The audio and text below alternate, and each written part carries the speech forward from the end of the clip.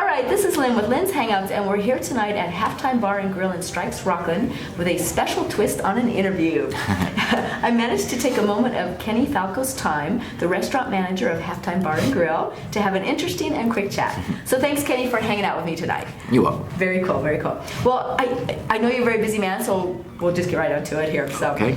You see a lot of bands here at Halftime. While it wouldn't be fair of me to ask you what your favorite band is, I will ask you what your favorite genre is. Oh, anything from jazz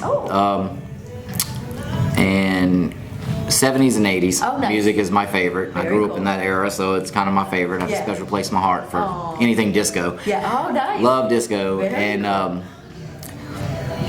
Anything but rap. Oh, Can't do that too much. Yeah. Probably because I wouldn't be a good rapper, but anyway. Can't take a steady diet of that, huh? Yeah, honestly, I can't either. So country, you like country too? Yes, I grew up in country, but I'm more of a classic country kind of guy than versus this new country, which to me sounds more like pop rock country. That's what they say. And I'm more Loretta Lynn, Tammy Wynette, the real country people. Yeah, the real twang. Yeah, the real twangs. So, very cool. Well, you're actually in a very good spot to work when you get to see all these bands. So yes. That's very nice. It's like a little perk for you. Yeah. Sad that we don't get country anymore because Well, maybe not a very big someday, hit here. Never say never. You know, you never know. Well, you never know. We had a new one actually a couple weeks ago. It was jazz and reggae, and nice. it blew us away. What was the name of the band? We had the Island of Black and White. Oh yeah, You've heard of those? And they first time here, never had that kind of music here before, and it actually just blew us away. That's one of the most entertaining bands I've ever seen here. Fantastic. When you can play an accordion on a unicycle riding around my restaurant, Are you serious? hats off. Okay, I'm gonna meet you next time with camera. Yeah, it was very, very good. I've never seen anybody get a standing ovation in this place, and he got one that night. And it was funny because after it was all over, I usually go up and talk to everybody and make sure everything's okay. And he told me, he came over and told me, I didn't mean to give you a heart attack. I seen your eyes whenever I was riding around here. And I said, all I seen was litigation. That's all I seen. I was like, I didn't want you to fall, you know. But blew us away. Can't wait to have him back. And I think it actually brought in, I would say, about 85% of new people into because it's a different genre. And So it was a younger crowd, which is something else we're not really used to here. Right. We usually get the 30s and up crowd here. This was probably 21 and up to 30. Okay. And so that was a different twist. It was a downtown band, so it brought in some new people, and we were excited and can't wait to have him back again. Yeah, well, you know. See what kind of the tricks he's gonna have. Yeah, I know now that you know what to expect. Yeah. Clear the floor. Yeah. He's got his unicycle. I was wondering when I was turning off lights, I said, why is this bike in here? And then there you go, I saw it, and I was like, oh no, he didn't do this. It's a lot more than a prop. Oh yeah. That is so funny. Well, I will plan on being here then next time. I'll let you know I would love when to you're see here. that. That's awesome. Very cool. Thank you. Very cool.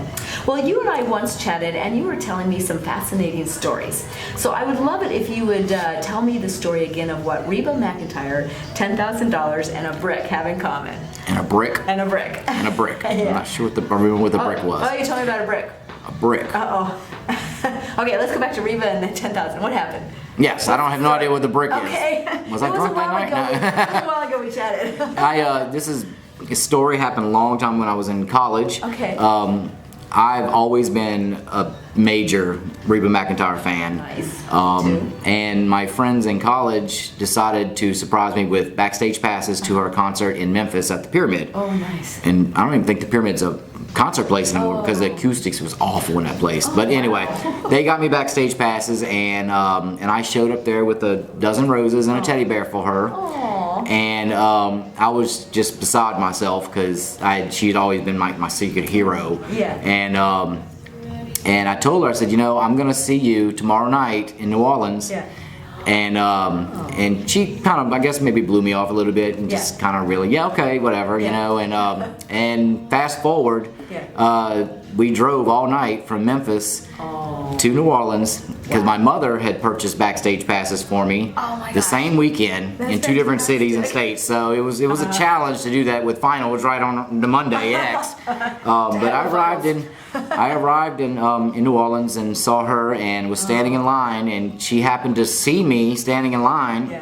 And actually called me up above in front of everybody else, and I had another dozen roses for her and a teddy bear for her, and I said, see, I kept my promise, I was going to be here. Oh, that's fantastic. And she just gave me a really, really big hug, which was like cool. That is and sadly, I don't have no pictures of it anymore because they got destroyed. Which is my next question. But she wrote a $10,000 check to my favorite charity for me doing that. I guess keeping my word and tell her I was going to be there, and I was. So that blew me away.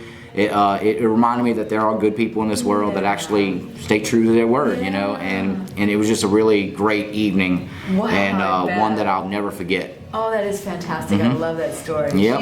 She is good people. Yes, absolutely. I was devastated whenever I found out she had gotten a divorce recently, because she had married Narvel.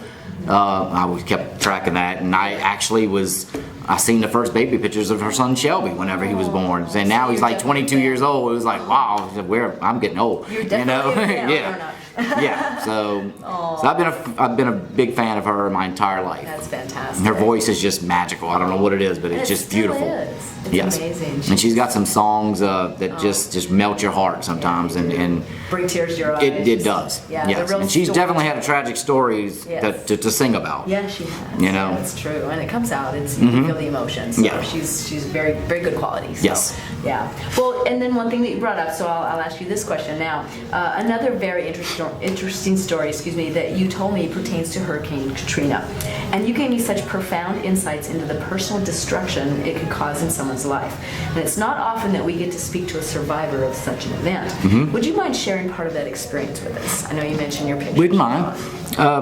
You know, I'm born and raised in New Orleans. You can hear the twang in my voice. You know, you know, Hurricane Katrina came, and it was a very devastating experience, not only for me but for millions of people.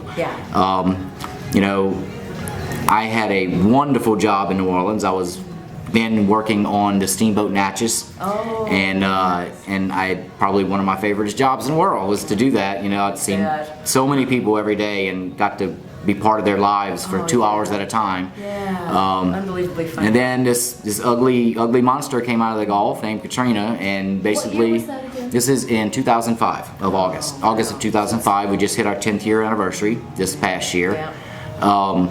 You know, and I had lots of friends, lost a lot of stuff, and personally for me, I lost about $1 million in 4 hours time.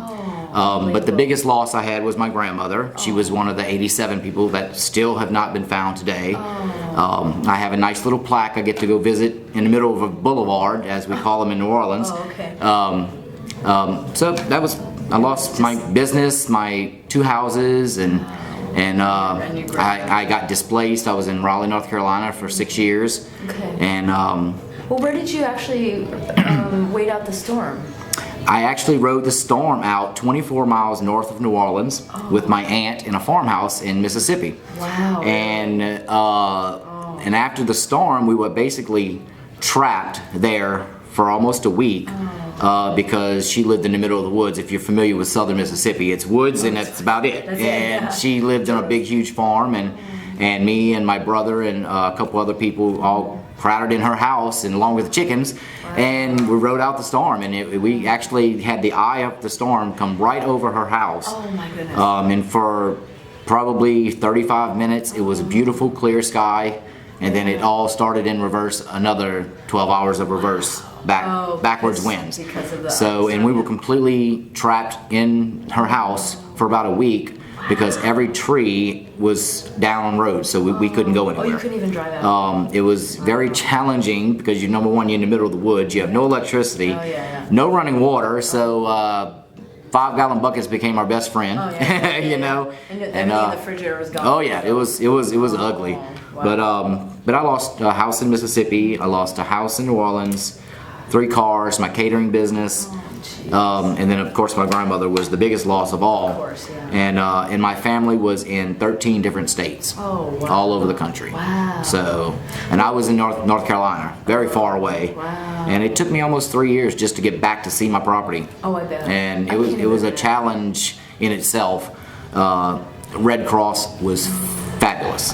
They took great care of me and along with everybody else. I mean, basically all we had to do was show our driver's license from Louisiana or Mississippi, and we were taken care of for as long as we needed it. That's fantastic. So that was Wow. you ever want to give to a charity, Red Cross is definitely one to do it. Good to know. Yes. Good to know. That's great. So Well, how did you I'm here. I was going to say, how did you end up in California then after all that? Well, we're talking about starting with nothing, About right? 7 years into it, I finally got back to New Orleans. I was able to get about 40% of what I lost back. Oh, okay.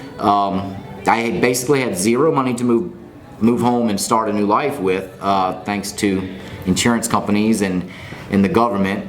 I was able to do a little bit, and then we had another storm come through, and didn't want to do the repeating of it, and it definitely wasn't a Katrina-sized storm, but it was enough to give you enough nightmares to know that I didn't want to go through this again. Yeah. I had a friend of mine here in California and said, you know what, why don't you just come over here and Start fresh. Start over. Yeah. You gotta So start I somewhere, basically right? took me and my cat, and we got on a plane and we came over here, and I've been here almost 4 years now. That's awesome. So, very cool. yes. Very cool. We're glad you're here. Well, thank And you. we're glad you're here safe. Thank you. That's absolutely amazing Yes. story. So the loudest thing I've had here was a thunderstorm probably 2 years ago, and that's about it. And the weather here is kind of boring. Yeah. It's Thank kind of goodness. boring. Yeah, That's a thank good goodness. thing. Yeah, it doesn't cost me too much money. Yeah, right. Yeah. It kind of blows over quick. Yeah. And not really blowing over because it's nothing compared to what we've been through. I jump up and down now when I see rain, because I don't see it very often here. So people that's think I'm true. nuts on Facebook when I post, oh my God, it's raining, and it's like, you have no idea how California weather is. Yeah, you know? it's Yeah. so nice. That's true. Yeah, I have to small story to relate to that in Colorado. Moved from Colorado. The first year I moved out here, it was like the worst winter they had in like 100 years. Oh wow. And to me it was like, it's just some rain, people. It's nothing compared to what we go through in Colorado. It's just hilarious to me that everybody is so bent out of shape about the rain. I think the biggest thing that aggravates me the most about here is California drivers. When they see a sprinkle, it's like everything comes to a stop. Oh, I said, Freak out. people in New Orleans get 5 inches of rain an hour sometimes. What would you do? I mean, I'm always screaming and hollering on the interstate saying, please drive, it's just water, it's not going to kill you, you know? Yeah. But, we would freak out with because 5 inches. I've already, literally California would come to a complete stop if you got 5 inches of rain in an hour, and it does happen in New Orleans because we get over 120 inches of rain every year. It's the second wettest besides Seattle. I did not know that. City in the United States. Wow, that is amazing. Yep. Oh, that's a good stat to know. Yeah, it is. Bring your galoshes if you go to New Orleans. Yeah, right? Yeah. Gosh, we could just get, a little bit of that out here, right? Well, Yeah, you wouldn't have drought. They don't have no drought here. Yeah, they've never had that. No. They have the total opposite of that. So. Yeah. Right. Oh, goodness. Well, thanks, Kenny, for such a very cool and interesting chat. That was a great interview. I wish we had time for more questions, but I know you're very busy, so we probably should get you back to work. Armando's like, is he knocking on the door? Yeah, I keep looking over there. I was wondering, I think they're just jealous because I'm getting recorded. But this was fun, and I'm so glad we finally got to do this. I am too. Thank you so much. You rock. Oh, thank you. Looking forward to seeing you here on a Friday and Saturday night again. Yes, It'll be I'll very be here. soon. All right. Thank you again.